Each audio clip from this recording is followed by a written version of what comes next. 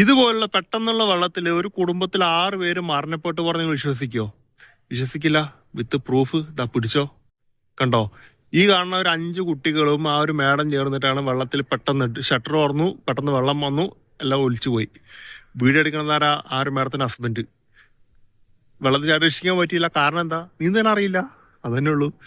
നീന്താൻ അറിയാത്തവർ ഒരുപാട് പേര് വിചാരിച്ചു നീന്താൻ അറിയില്ല, ഞാൻ വെള്ളത്തിൽ ഇറങ്ങിയാലല്ല എനിക്ക് അപകടത്തിൽ പെടലു പറഞ്ഞിട്ട് ഒരുപാട് പേര് നീന്തൽ പഠിക്കാതിരിക്കുന്നുണ്ട്.